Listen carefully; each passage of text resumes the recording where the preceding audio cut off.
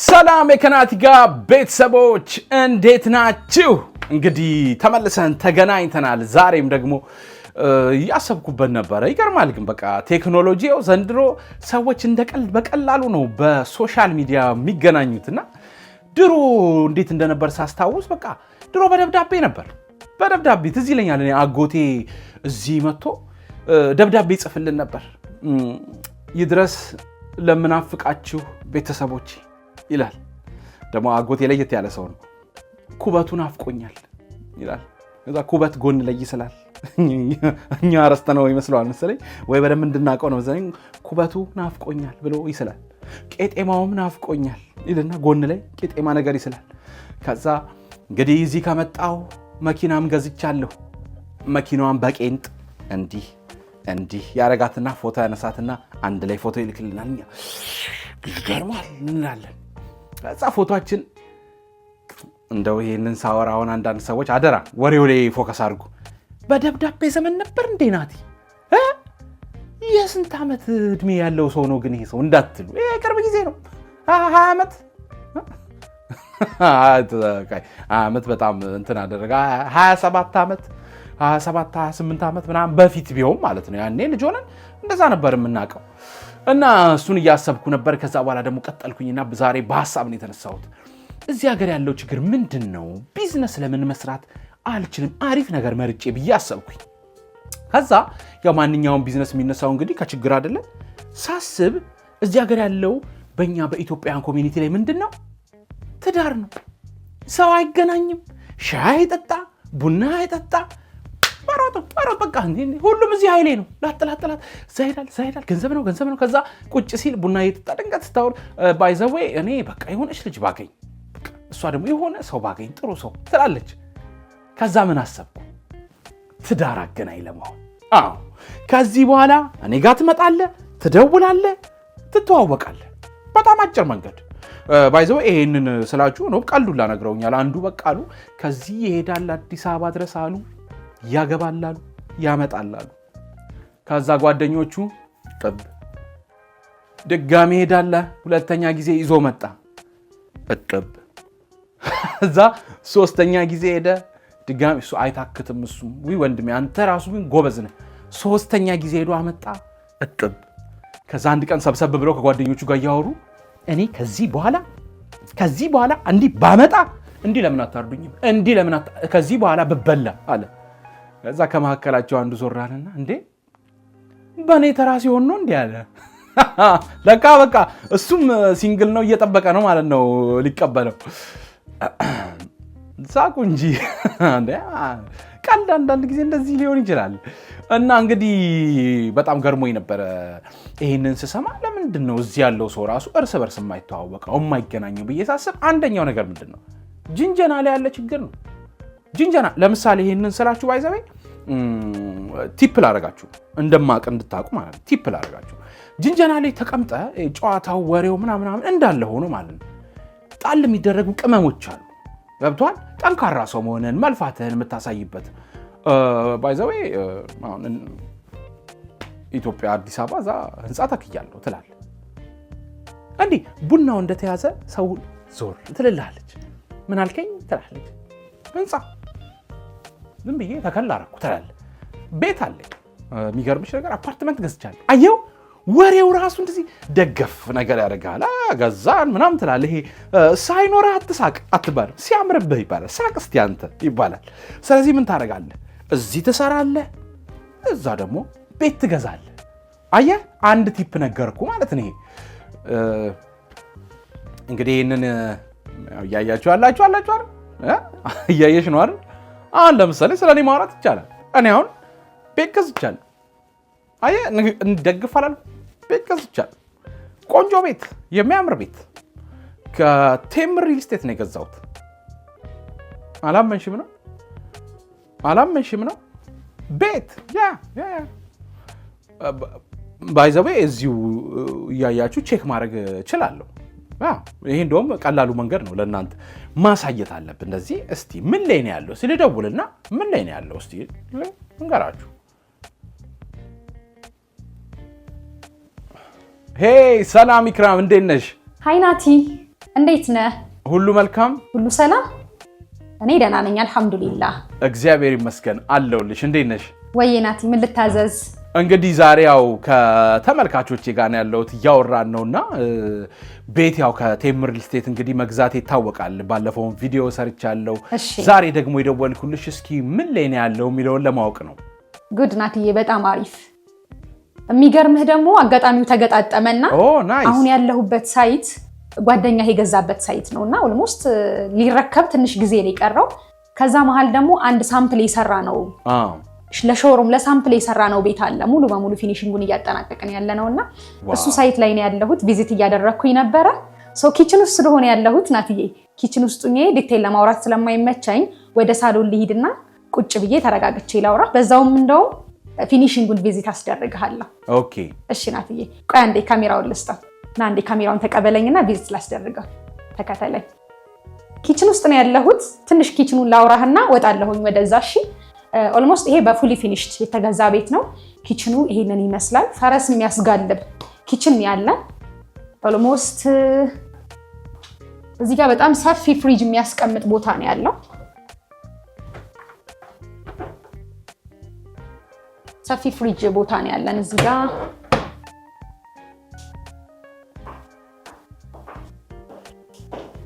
ከዛ ይሄ ናቹራል ቬንቲሌሽን አክቹአሊ የኛ ቴምር ፕሮፐርቲስ ሁሌም ሳይት ስንገነባ ናቹራል ቬንቲሌሽን አለው መስኮት ማለት ነው። ከዛ በተጨማሪም ደግሞ መካኒካል ቬንቲሌሽን እንገጥማለን ሳከር ማለት ነው። ሶ እንደምታዩ ይሄ ሳከሩ ነው።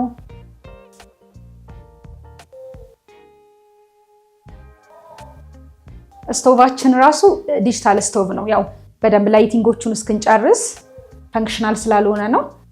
እንደምታዩ ኦቭን አለው።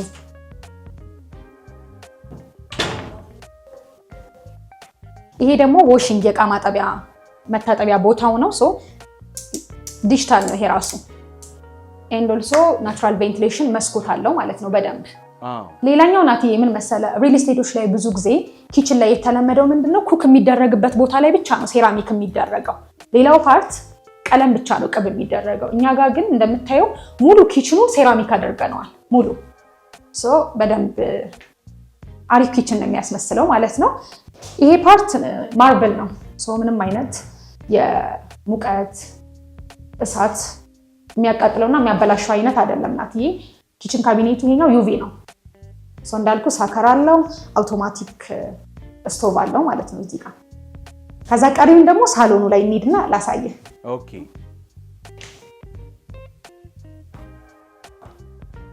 ናትዬ አላህ እየተከተልከኝ ነው። ሳሎኑ ጋር ነው እየሄድኩኝ ያለሁት። ይኸው ይሄንን ፈረስ የሚያስጋልብ የመሰለ ሳሎን ነው ያለንና ቆይ መጀመሪያ ሜንጌቱን ላሳየህ ናትዬ፣ ዋና መግቢያው ማለት ነው። ይሄ ኮስፒ ብራንድ ይባላል። ሚድሮክ ኢትዮጵያ የሚያመርተው የሜንጌታችን በራችን ይሄ ነው። የብረት በር ነው ባይዞ። በጣም ለሴፍቲ አሪፍ ነው። እኛ እንግዲህ ይሄንን ፊኒሺንግ ስንሰራ እያንዳንዷን ነገር በጣም በጥንቃቄ በጥራት ኳሊቲውን በጠበቀ መልኩ ደንበኞቻችንን ሳቲስፋይድ አድርገን ነው ናትዬ የሰራ ነው። ያው ጓደኛ ምስክር መሆን ይችላል። ሳሎናችን በጣም ሰፊ ነው። በነገራችን ላይ ፈረስ የሚያስጋልብ ሳሎን ነው። ቅድም ብዬሃለሁ። እንደምታየው በጣም ብራይት ነው ሳሎኑ። ከቀለም አንጻር ከላይቲንግ ኤቭሪ ነገር ተጨንቀን ነው የሰራ ነውና ላይቲንጎቹ ኢምፖርትድ ናቸው። ኢቭን ኢምፖርትድ ማቴሪያል ነው ላይቲንጉ። እንደምትመለከተው መሬቱ ፐርኬን የተጠቀምነው ሴራሚክ ሳይሆን ፐርኬን የተጠቀምነው። በጣም ይቅርታ ናትዬ፣ በነገራችን ላይ አሁን የቆምኩበት ቦታ ዳይኒንግ ቴብሉ ገና አልገባም። እንዳልኩ ሙሉ በሙሉ ፊኒሺንጉ አላለቀም። እኔም ስራ ላይ ያለው አጋጣሚ ስለደወልክልኝ ነው ቀጥታ ወደ አንተን ወደ ማስጎብኘት የገባሁት እንጂ በደንብ ተሟልቶ ሙሉ በሙሉ አልቆ ደግሞ ብታየው በጣም አሪፍ ነው። እንግዲህ ሶፋችን እዚህ ጋር አለ። ባልከኒ ያለው ቤቱ ሰፊ በረንዳ ነው ያለው በውጪ በኩል። ናትዬ እንግዲህ ቀኑ ሙሉ ስለፋ ስለዋልኩ ስለደከመኝ ይሄን ይመሰለ የምታየው ሶፋ ላይ ቁጭ ብዬ ባወራ የተሻለ ነው። ዋው በጣም ነው የወደድኩት። እውነት በጣም ቆንጆ ነው። እንደዚህ ይሆናልን ብዬ አላሰብኩም ነበር። ማለት አቤል ሲነግረኝ አላጋነነውም። ቆንጆ ነው አሪፍ ነው ነበር ያለኝ። ግን እንደዚህ ሳየው በቪዲዮ በጣም ነው የሚያምረው። በጣም ማለት እንግዲህ የኔም ቤት ሲያልቅ አይ ሆፕ እንደዚህ እንደሚሆን እርግጠኛ ነኝ። አክቹአሊ አሁን እየሰራችሁ ያላችሁት ደግሞ እንደዚህ አይነት ከሆነ በእርግጠኝነት የኔ ቤት ሲያልቅ ከዚህ የተሻለ የሚያምር ነው የሚሆነው። ግን አሁን እዚህ ደረጃ ላይ የደረሰው በምን ያህል ጊዜ ውስጥ ነው? መልካም ናትዬ፣ ስለወደድከው ደስ ብሎኛል። ያንተን ቤት እንግዲህ ከዚህ በተሻለው መልኩ በዛን ታይም ላይ በሚኖረው ኮንስትራክሽን ማቴሪያል ሞር ሌግዠሪ የሆነ አይደል የሚሄደው አመቱ በጨመረ ቁጥር ሌግዠሪ የሆነ እየተሻሻለ ኮንስትራክሽን ማቴሪያሎቹም ኤቭሪ ነገር እየዘመነ ነው የሚመጣው። ያንተን ቤት እንግዲህ እንደዚህ ሳይሆን ከዚህ በተሻለ አድርገን ነው የምንሰራው። ይሄ ፕሮጀክት እንግዲህ ህንፃ ቤል የገዛበት ህንፃ ነው እንዳልኩ ከጀመርነው ኦልሞስት የዛሬ 1 ዓመት ከ10 ወር በፊት የተጀመረ ሳይት ነው ግንባታው እና ካልነው ጊዜ ቀድመን ልናስረክብ ነው። ይገርም በጣም እንደውም ከደንበኞች እኛ ጋር አሁን ቴምር ጋር ስትመጣ አታስረክቡም አይደለም የቄ ኮምፕሌን የምንደረገው ኧረ ፈጠናችሁ ኧረ ቶሎ ቶሎ እየገነባችሁብን ነው የሚባለውና ይሄ ህንፃውን በ3 ዓመት ብለን የሸጥነው ህንፃ ነው። ኦልሞስት በ1 ዓመት ከ10 ወር ውስጥ የፊኒሺንግ ስራ እየሰራን ነው ማለት ነው። ካልነው ጊዜ ቀደም ብለን ልናስረክብ ነው። በጣም አሪፍ ነው። በጣም አሪፍ ነው። ባይ ዘ ዌይ ያለ ጊዜ ቀድሜ እንድመጣ የሚያደርገኝ ነገር ነውና እንግዲህ በዚህ በአሜሪካ ውስጥ ያሉ እንግዲህ ብዙ ወዳጆች፣ ቤተሰቦች፣ ጓደኞች ከዚህ በፊት በቴምር ሪል ስቴት ላይ የሰራሁትን ቪዲዮ አይተዋልና ይጠይቁኛል በተደጋጋሚ ማለት ነው። እንዴት ነው አሁን እናንተ ያላችሁ ፕሮጀክቶች ሽያጭ የት ቦታ አላችሁ? ማለት እኔ የገዛውበት ቦታ ላይ ያላችሁ ሳይት አለ ወይስ ደግሞ እኔ ከገዛውት ውጪ ሌላ ሳይቶች ላይ ነው እየሰራችሁ ያላችሁት የሚለውን እስኪ ይሄንን ኢንፎርሜሽን ለቤተሰቦች ንገሪልኝ። መልካም ናት። ያው ያንተ አዋሪ ሳይት ነው። ያው ተመልካቾች ያውቁታል ብዬ አስባለሁ። አዋሪ ሳይት ላይ ነው የገዛኸው ከዚህ ቀደም። ጓደኛ ደግሞ ሰርቪስ ሳይት ላይ ነው የገዛሁን ያለውበት ማለት ነው። ቴምር ሰርቪስ ላይ እንግዲህ በደንብ ይታወቃል። ሰርቪስ ላይ ትልልቅ ፕሮጀክቶች አሉን እየሰራናቸው ያሉ ልናስረክብ የደረስናቸው ፕሮጀክቶች አሉ። አሁን ያለውትም እዛው ሳይታችን ላይ ነው። ከረንትሊ ደግሞ አክቲቭሊ እየሸጥን ያለነው ሳይት አለ።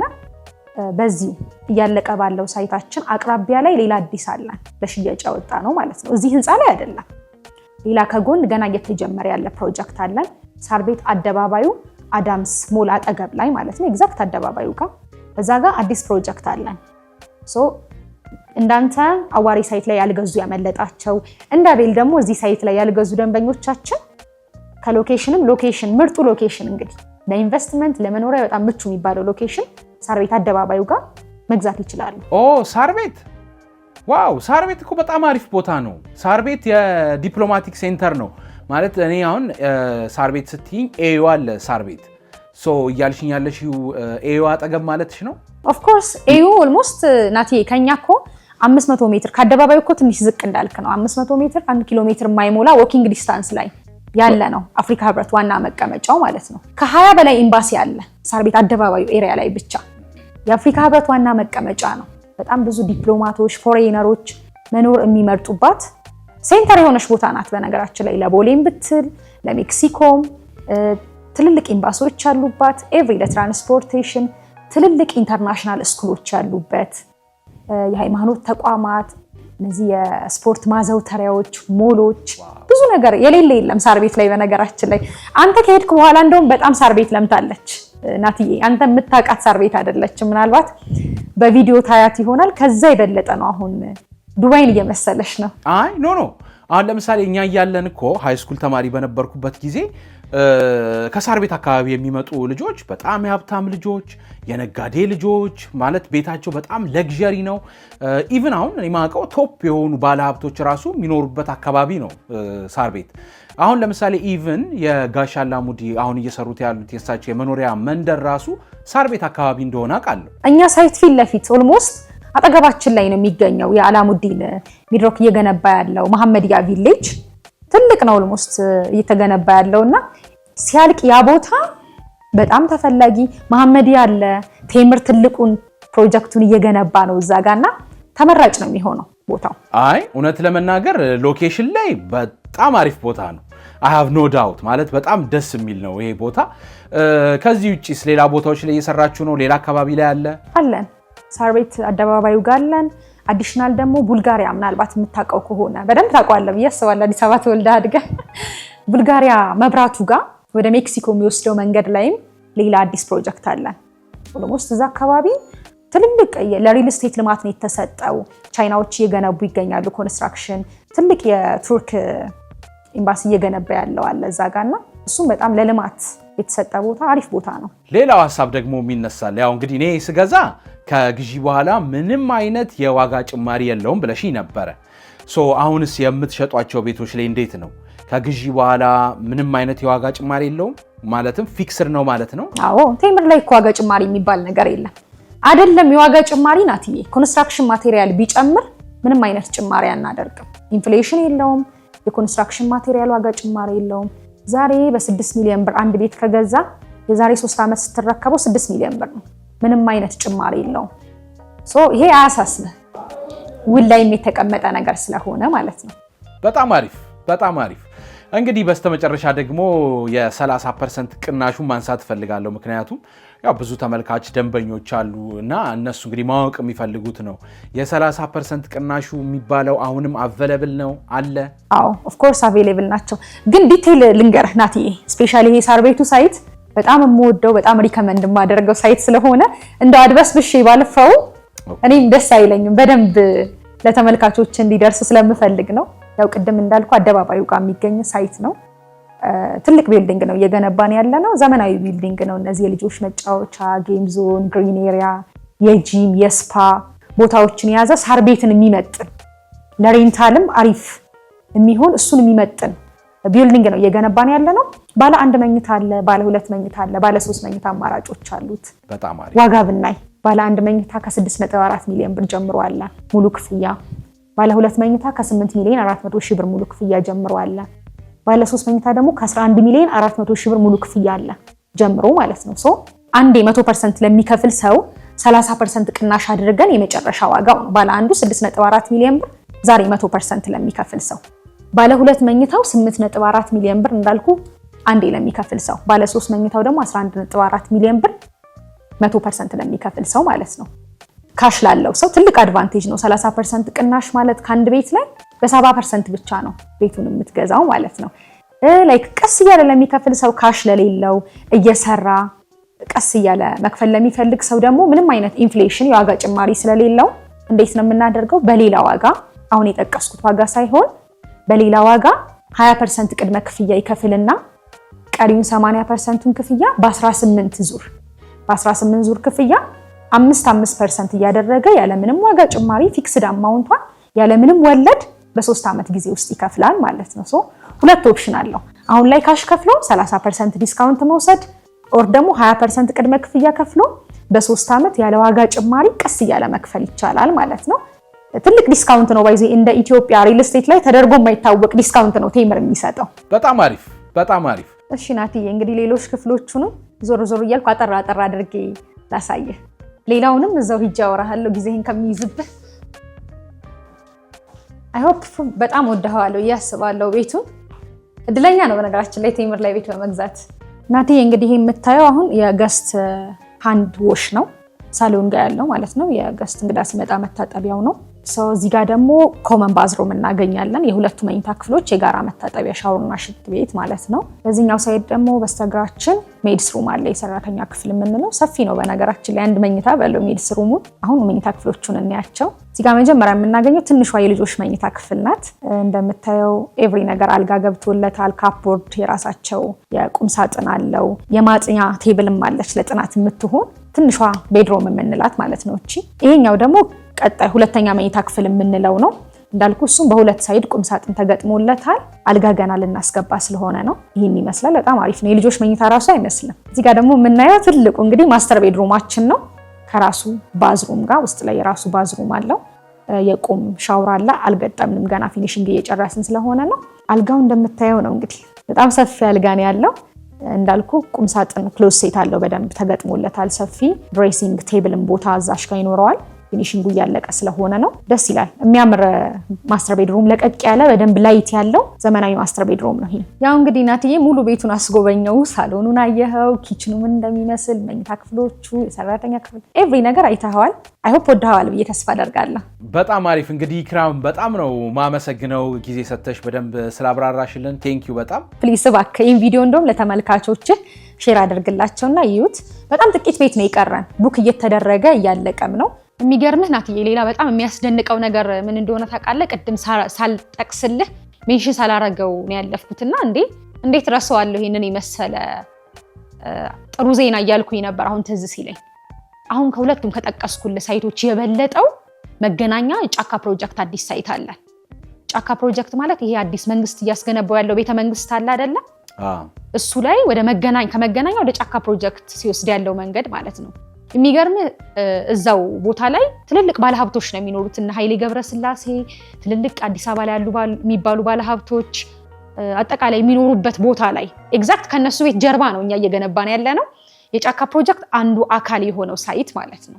የሳር ቤቱንም ጠቅሼዋለሁ፣ የቡልጋሪያውንም ጠቅሼዋለሁ። ይሄኛው ደግሞ በጣም ደስ የሚለው ከነሱ አከፋፈሉ ለየት ያለ ነው።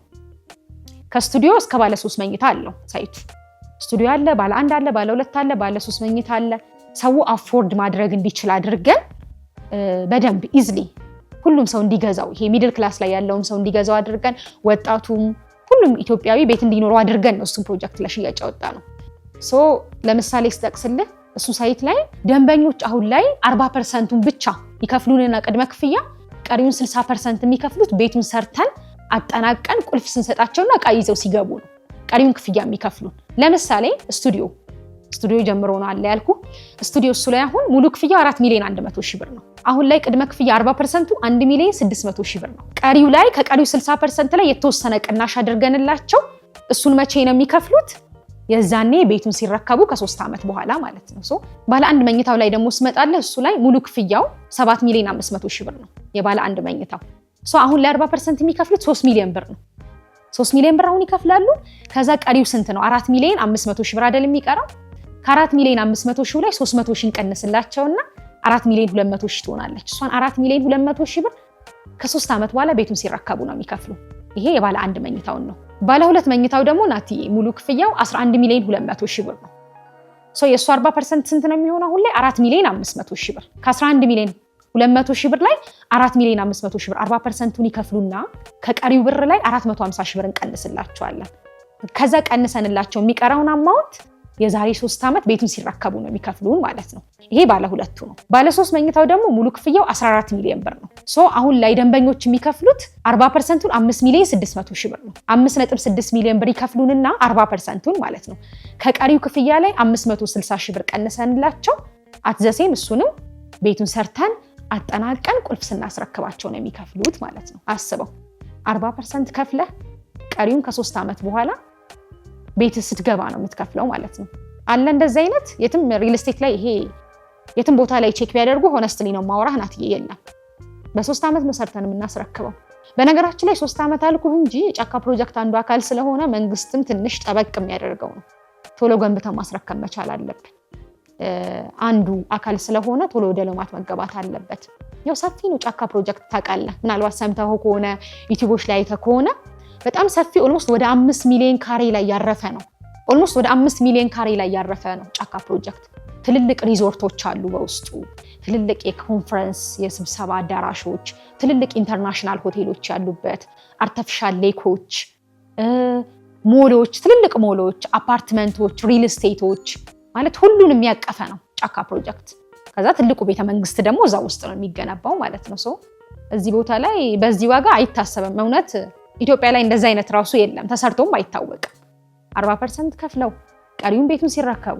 የሚገርምህ ደግሞ 60%ን አሁን እያዩ ያሉ ተመልካቾች ጥያቄ ያነሳሉ። እንዴ አሁን በተዋዋልነው ዋጋ ነው 60%ን የዛሬ 3 ዓመት የምንከፍለው? አዎ ምንም አይነት የዋጋ ጭማሪ የለውም። በነገራችን ላይ አሁን 4 ሚሊዮን ብር ነው አልኳቸው አይደል? ስቱዲዮ 1.6 ሚሊዮን ብር ከፈሉ። ቀሪውን የዛሬ 3 ዓመት እቺን የቀረችውን አማውንት ነው የሚከፍሉት። ምንም አይነት የዋጋ ጭማሪ አናደርግም። እንደ ሌሎች ሳይቶቻችን ዶላር ኢንፍሌሽን የለውም፣ ኮንስትራክሽን ማቴሪያል ጭማሪ የለውም። ፊክስድ አማውንት ነው። ሶ 40/60 የሚለውን የመገናኛ ኦፈራችን ማለት ነው።